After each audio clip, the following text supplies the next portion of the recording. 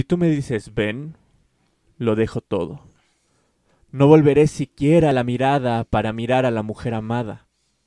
Pero dímelo fuerte, de tal modo que tu voz, como toque de llamada, vibre hasta el más íntimo recodo del ser.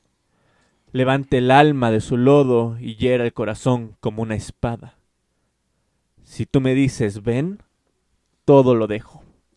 Llegaré a tu santuario casi viejo y al fulgor de la luz crepuscular, mas he de compensarte mi retardo, difundiéndome, oh Cristo, como un nardo de perfume sutil ante tu altar.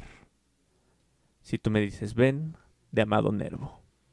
Poéticos y poéticas, bienvenidos al que probablemente sea el último capítulo de Poéticamente Incorrecto Podcast.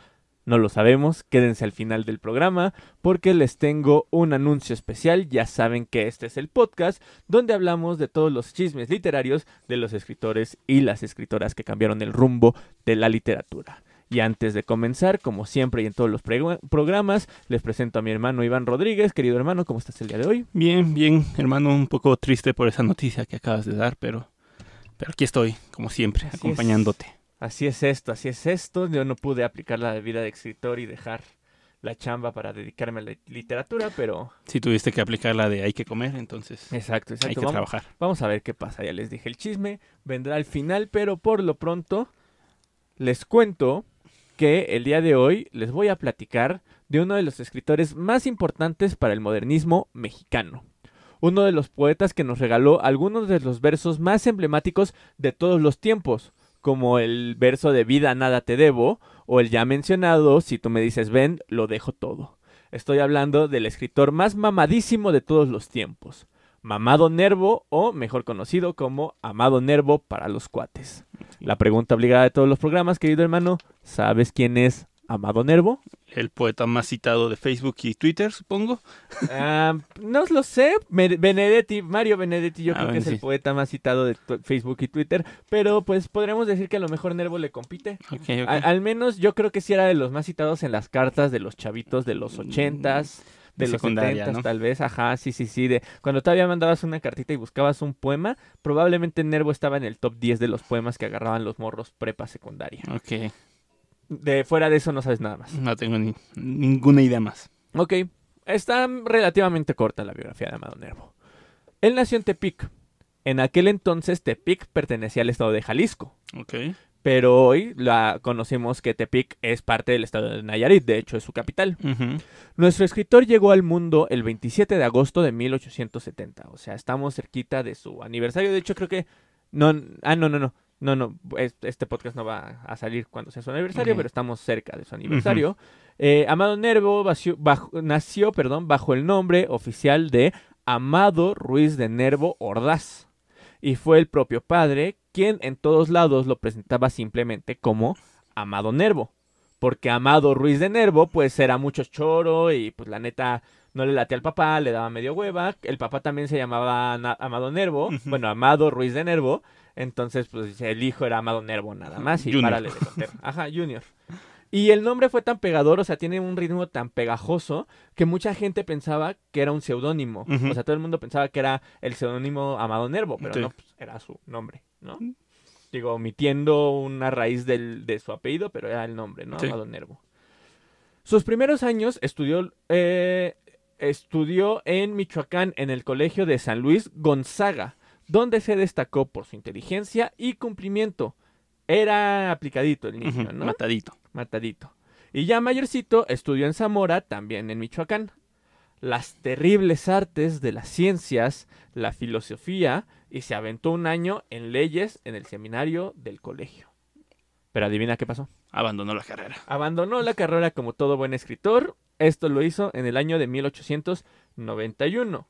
Sin embargo, a diferencia de muchos colegas, él no la abandonó por andar de poeta y que me voy a unir a una revista literaria y que quiere escribir y la fregada, ¿no? Uh-huh. No. Amado Nervo tuvo urgencias económicas que lo hicieron desistir de los estudios y lo obligaron a aceptar un trabajo como escritor en Tepic y trasladarse después a Mazatlán, donde alternaba sus deberes en un despacho de un abogado que conoció con unos artículos que escribía para un medio que se llamaba El Correo de la Tarde.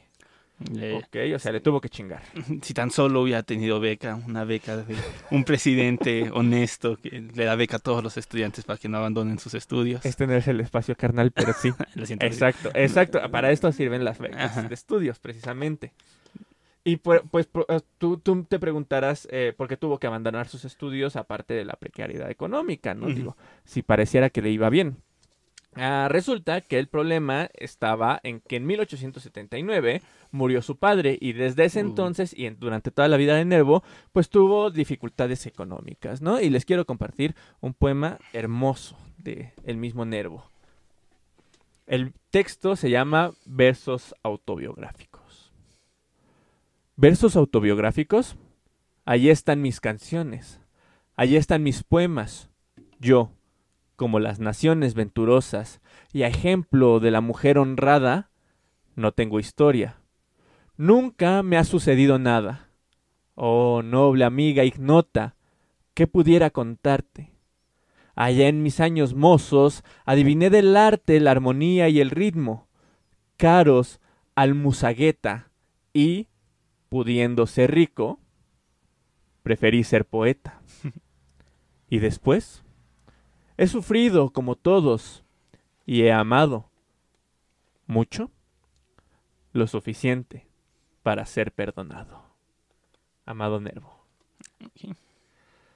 Para 1894 decide marchar a la capital y ahí es donde comienza su carrera literaria propiamente, dándose a conocer en la revista Azul. ¿Te acuerdas que te platiqué que en el modernismo el Ujú. color azul era como un color muy característico que viene desde el texto de azul? Tiene que ver en parte porque fue el color que utilizó Darío y de hecho en la introducción de Azul él explica un poquito por qué elige este color, Ujú. pero también tiene que ver con una cosa que hoy conocemos como semiótica, Ujú. que pues el simbolismo de los colores, ¿no? El azul refleja pureza, el azul también es un color muy elegante. Tengo entendido que incluso era un color caro, por eso Ujú. se usaba en pinturas de santos y de la Virgen, por Ujú. ejemplo.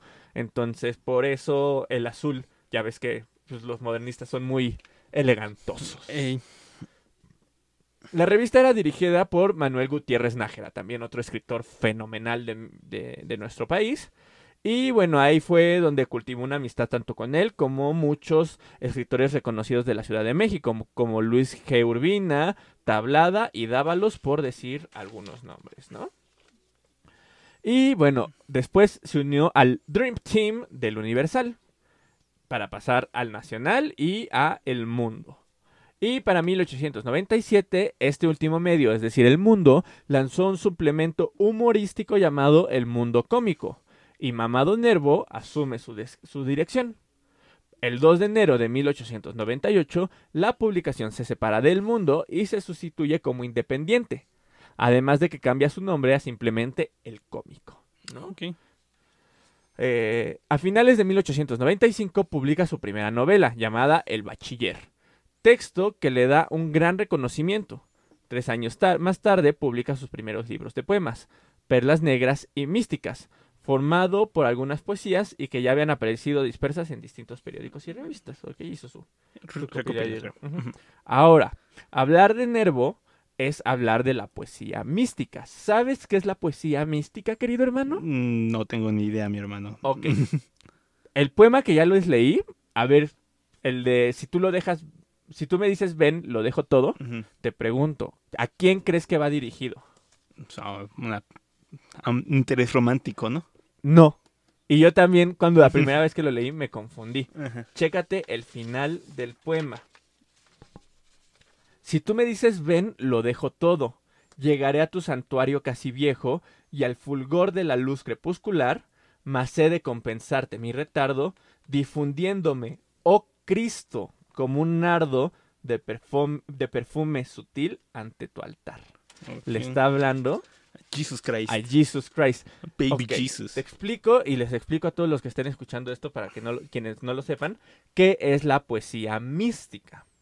La poesía mística es aquella que busca una atracción hacia la religión.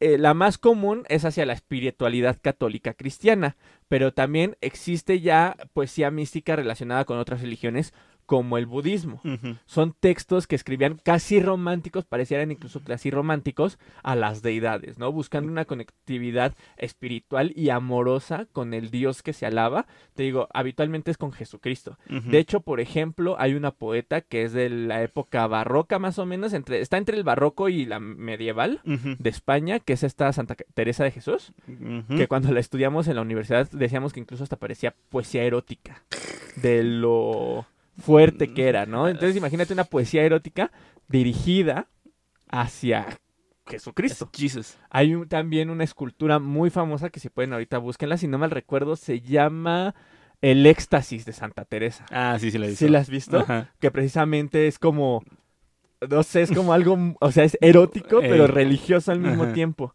Bueno, pues la poesía mística era, te digo, porque todavía existe, es poesía, pues que busca una unión espiritual con la deidad que se alaba, ¿no? En este, te digo que la más común es la católico-cristiana, pero bueno, existe ya también poesía mística del budismo, del hinduismo. De hecho, el mismo Nervo la exploró, Ujú. se fue un tiempo por esos lares, no escribió mucho, pero la exploró. Podríamos decir, entre comillas, ¿te acuerdas cuando hablamos de Octavio Paz? Te dije que también viajó a la Ujú. India y también habló mucho de deidades y todo eso. Sí, sí. No sé si la podríamos considerar mística, Ujú. pero está un poquito relacionada, ¿no? Escribían sus fanfics de la Biblia, básicamente. Exactamente. En poema. Exactamente. Y bueno, es que es importante subrayar que Amado Nervo, como buen mexicano, recibió una fuerte educación católica desde muy joven, como buen mexicano y como buen Sí, latinoamericano, en ¿no? general. Ajá. Sin embargo, como ya dije, los viajes que realizó alrededor del mundo lo acercaron a otras visiones religiosas y lo llevaron a escribir otras visiones religiosas, ¿no? Chao. También quiero detenerme para hablar de Nervo y la ciencia ficción. Ok. ¿Ok? A Nervo le gustaba la astronomía y los temas científicos, culturales y políticos. Fue así como en 1906 publicó La Última Guerra, un cuento que, para muchos críticos, inauguró el género de la ciencia ficción en México, hasta el punto de ubicar al escritor como un antecesor de George Orwell. ¿Te suena el nombre de George Orwell, canal? ¿Es el de 1984? Es el de 1984 y también escribió un texto que no es tan famoso como 1984, pero también es muy conocido. Ujú. La rebelión en la granja. Ujú. ¿Ok? Simón, sí lo ubico. Bueno, el relato de Mamado Nervo se desarrolla en un futuro lejano en el que los animales, cansados de ser explotados, se rebelan contra los humanos. Un concepto parecido Ujú. al de rebelión en la granja. Ujú. Nada más que Nervo lo escribe a principios del siglo XX. Sí, Ajá. de principios del siglo XX más o menos. Y Orwell, si no mal recuerdo, escribe Rebelión en la Granja ya a mediados. Ujú. Sí, Entonces es curioso, y déjenme les digo, queridos poéticos y poéticas, que México es antecesor en muchos sentidos a la ciencia ficción. sí. Ujú. En México nacen las primeras, o bueno, no sé si nacen tal cual, pero pues sí es de los primeros países donde hay textos que vislumbran las distopías. Ujú. Tenemos el famosísimo cuento de Sisigias y Cuadraturas Lunares, que es considerado por muchos teóricos como protociencia ficción y por otros mucho más radicales lo consideran el primer texto de ciencia ficción de la historia. Es el, Imagínate, que es mexicano. es el del que escribiste tu tesis, ¿no? No, era del que iba a hacer mi tesis que Ah. ya no lo hice. Ya. Pero sí iba mi tesis por ahí, ya no lo hice porque era un texto un poquito complicado y me fui por el de Eugenia, que es un antecesor de la distopía. Ya.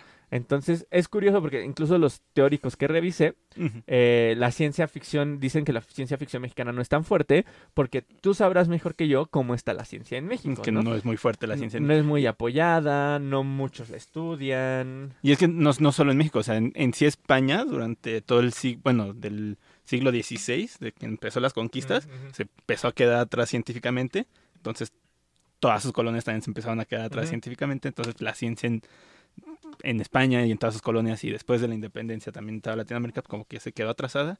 Pero aparte, pues es como raro porque como que relacionamos mucho la ciencia con el misticismo. Exacto, yo creo que tiene Entonces- mucho que ver como con las culturas prehispánicas, que también relacionaban mucho, pues ya ves que los mayas, por ejemplo, eran pioneros en la astronomía, Ujú. pero obviamente toda esta cosmovisión científica la combinaban con la religiosa. Sí. Entonces probablemente la heredamos de ahí. Sí, Es muy probable que la hayamos heredado de ahí. Y sí, como dices, y esto que combinemos lo religioso con lo científico, nos ha llevado a perderle el miedo a explorar lo que en otros países sería ciencia ficción, Sí. para nosotros es ciencia, ¿no? Por así Ajá. decirlo, entre comillas. Entonces, Sí. es lo curioso de lo mexicano. Siento, igual también lo que para nosotros sería ciencia ficción, para ellos ya sería fantasía, ¿no? Ajá, exacto. Porque- Sí, de hecho, este cuento de Sisigias y cuadraturas lunares que les digo está entre la fantasía Ujú. y la ciencia ficción. O sea, es de un cuate que viaja a la luna en un cohete espacial. No te explican muy bien cómo se construye el cohete. Y que llega a la luna y hay gente habitando en la luna, ¿no? Ya. Entonces es bien curioso porque la gente que habita en la luna pareciera más algo de fantasía. Ujú. Pareciera que así como pudo haber llegado a la luna, pudo haber llegado a Atlántida, por decirte algo, ¿no? Ya. Ajá. Pareciera algo más de fantasía, pero todo el concepto del viaje a la luna, de los cálculos que hace para llegar a la luna y todo eso, Ujú. ahí hay ciencia ficción. Sí, ya. Entonces es bastante curioso, como dices, cómo combinan la ciencia y la fantasía. Ajá. Continuemos con Nervo, pero pues quería hacer ese paréntesis. Regresemos un poquito antes de la publicación de La Última Guerra, es decir, nos vamos por ahí de 1900, 6 años antes. Ese año fundó y dirigió con Jesús Valenzuela la revista Moderna, sucesora de la revista Azul. Y ese mismo año viaja a Europa como corresponsal del periódico El Imparcial. Una vez en Europa se va a París y entabla una profunda amistad con quien crees, querido hermano. París.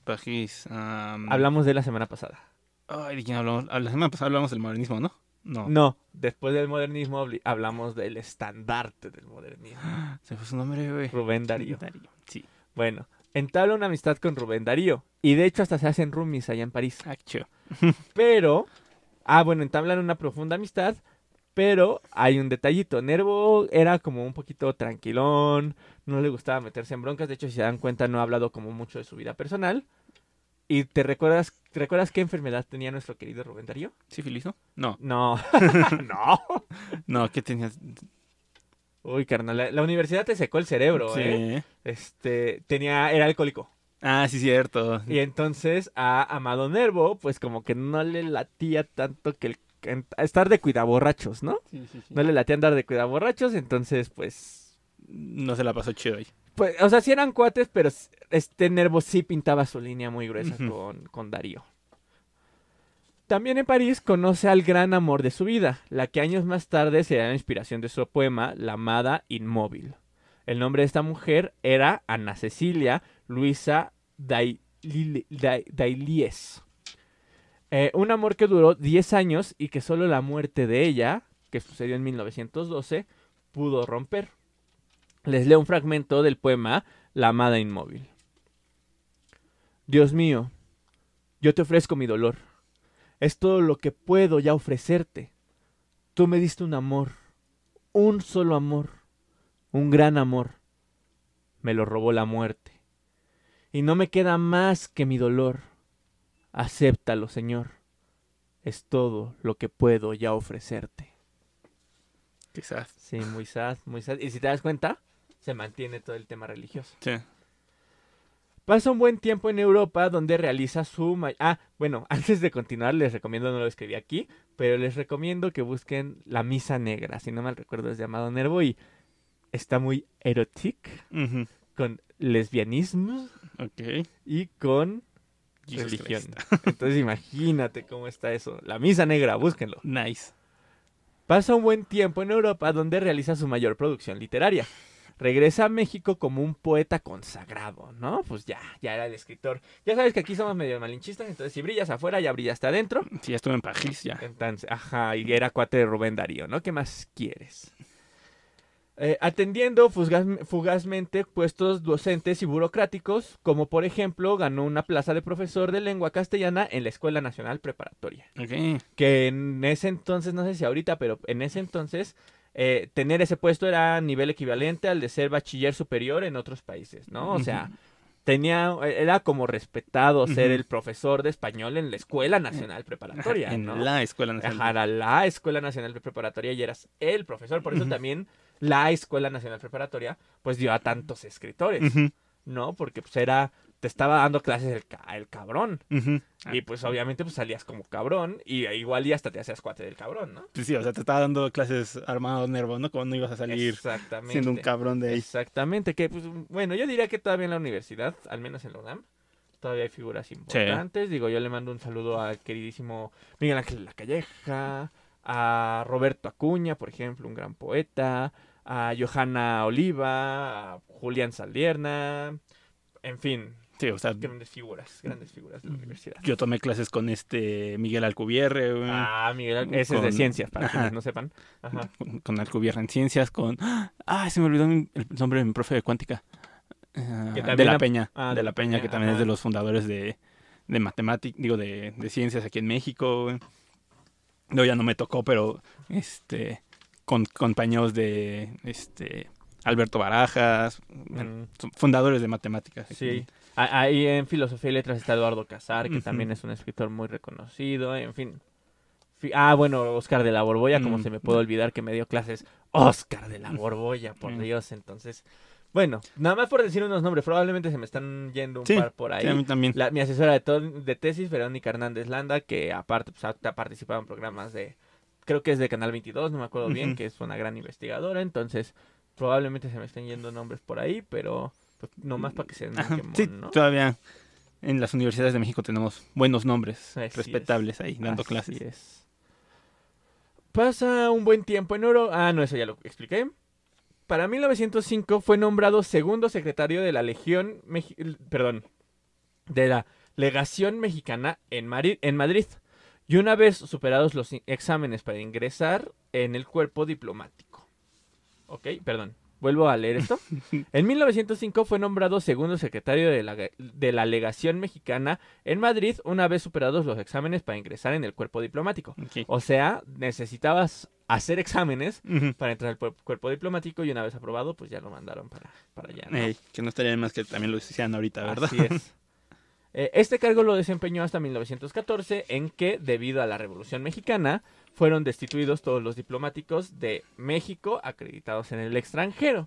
Ok. Y ahora, la Revolución Mexicana fue un periodo que mantuvo a Nervo en aguas turbias, pues a él le había tocado escribir y trabajar durante el Porfiriato.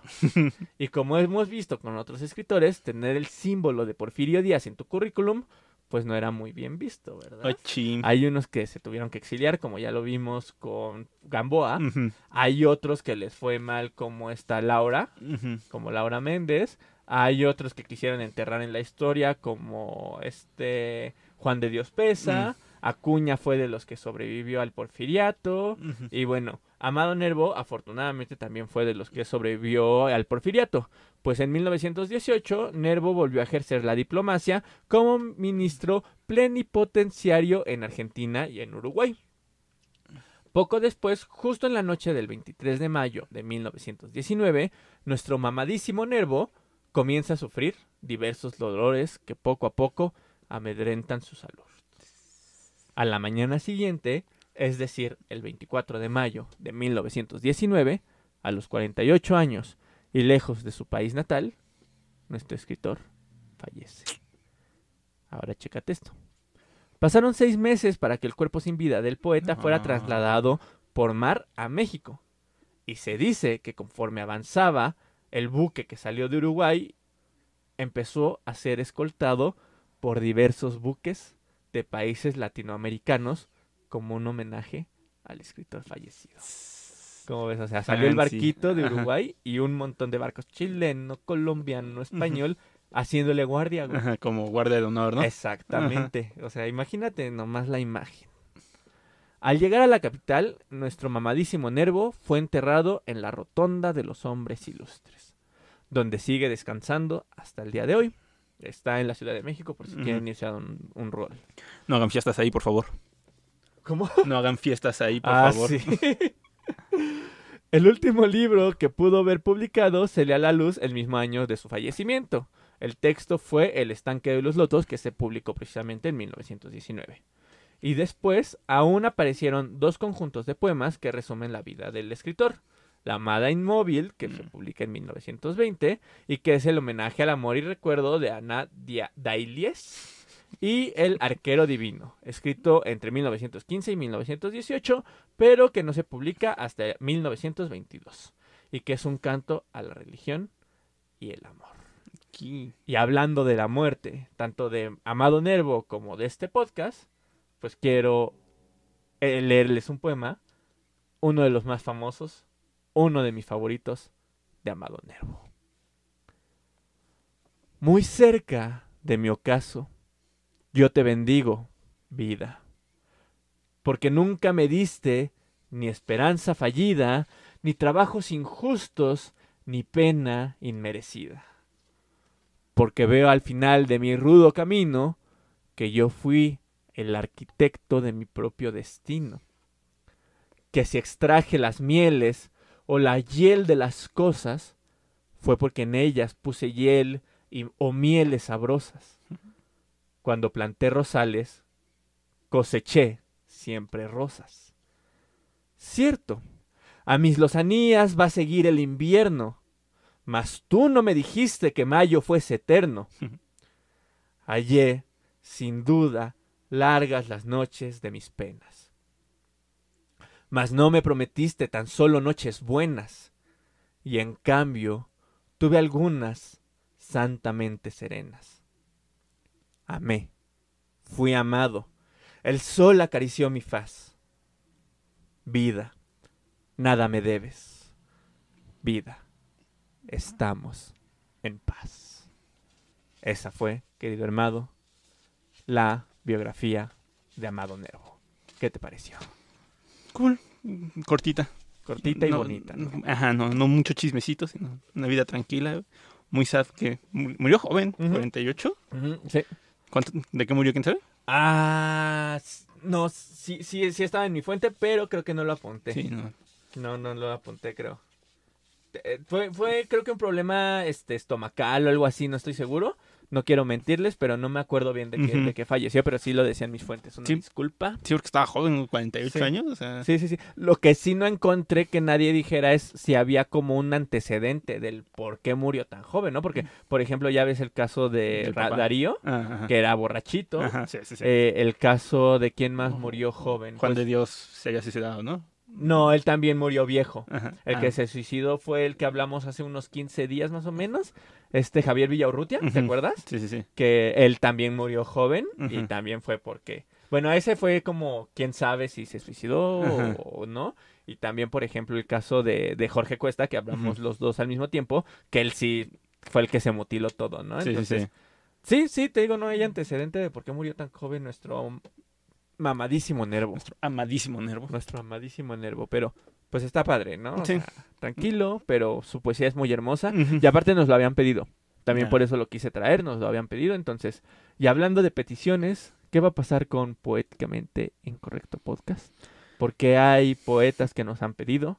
No llevamos muchos episodios, llevamos apenas 31. Es un podcast que yo sé porque leo sus comentarios de YouTube que les ha gustado. Pero pues lamentablemente por cuestiones de tiempo, ustedes saben que a mí me gusta traerles el chisme completo, un producto de calidad. Me he hecho documentales, para Amado Nervo me eché como 5 horas de documentales y otros 2 artículos y una tesis, ¿no? Entonces me gusta revisar, aunque parezca que lo saco de Wikipedia, no lo saco de Wikipedia. Y precisamente, pues si quieren la biografía normal, así X, pues se meten a Wikipedia ya, ¿no? Pero aquí queremos chismecito. Entonces, pues por cuestiones personales no tengo el tiempo ya suficiente para hacer estas investigaciones tan complejas y no les voy a privar de un material de calidad. Dilo, carnal, tienes que hacer lo mismo que hizo Amado Nervo a sus 21 años. Trabajar para comer. Así es. Entonces, como dicen por ahí, hay que saber irse para poder regresar. Pero pues no nos vamos del todo porque no los quiero abandonar del todo. Nos falta hablar, por ejemplo, de un poeta que abandonó a su país natal para irse a traficar armas a África, güey. Ok. Nos falta hablar de un poeta que antes de morir se vio a sí mismo, güey. Okay. Vio a su doppelganger antes de morir. Por eso murió. En efecto, por eso murió, porque vio a su doppelganger. Nos falta hablar de una poeta extraordinaria, porque no, si se dan cuenta, casi no hemos hablado en los últimos días de mujeres. Sí. Tenía dedicado un bloque especial para escritoras latinoamericanas, y entre ellas estaba, o está, una poeta extraordinaria que se fundó con el mar Sí. e inspiró una de las canciones más hermosas que he escuchado en mi vida. ¿Sabes a lo mejor de quién estoy hablando? No tengo ni idea. No, bueno, La me única encanta. poeta mujer que conozco es Sor Juana. Ah, bueno. A lo mejor hablábamos de Sor Juana, no estaba muy seguro, Ujú. pero estaba en la lista de espera Sor Juana Inés de la Cruz. Entonces, nos pidieron a Rulfo, Uf. nos pidieron a Maupassant, que es uno de terror. Entonces, Al camarada Neruda. claro, íbamos a hablar de todos los chismes de Neruda y por qué. Ahorita está canceladísimo en todos lados. Como en su autobiografía admitió que admite que comete crímenes fuertísimos. Ujú. Neruda.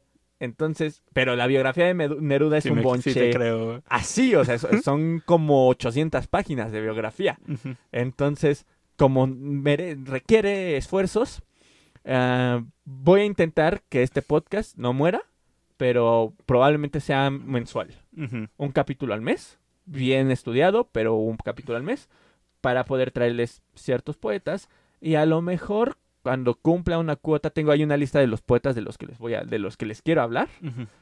Y cuando cumpla esa cuota, a lo mejor de un giro de 180 grados Ujú. este podcast. Pero por lo pronto, esto no es un adiós, Ujú. es un hasta luego.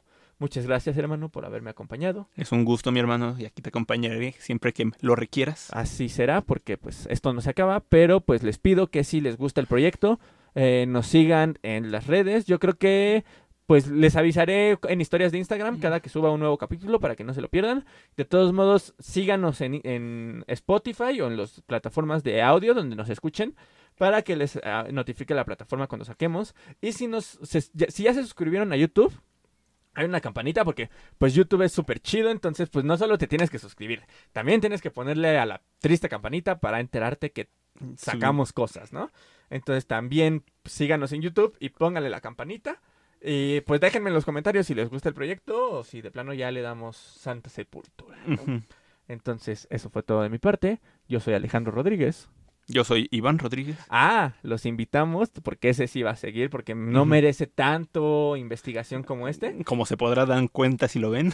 ¿O lo escuchan? Ajá. Los invitamos a Yo Opino Podcast, que es otro es otro podcast, donde hablamos de cuestiones políticas y socioculturales. Ujú. Es un poquito más sencillo en cuestiones investigativas porque todo lo que mi hermano y yo sabemos, tanto de política como de ciencia, como de cultura en mi caso, pues lo aplicamos a cosas que pasan en nuestra actualidad, ¿no? Ujú. Música como el reggaetón, cuestiones socioculturales como los influencers y todos los problemas en los que andan metido. Y estamos hablando bastante de política Ujú.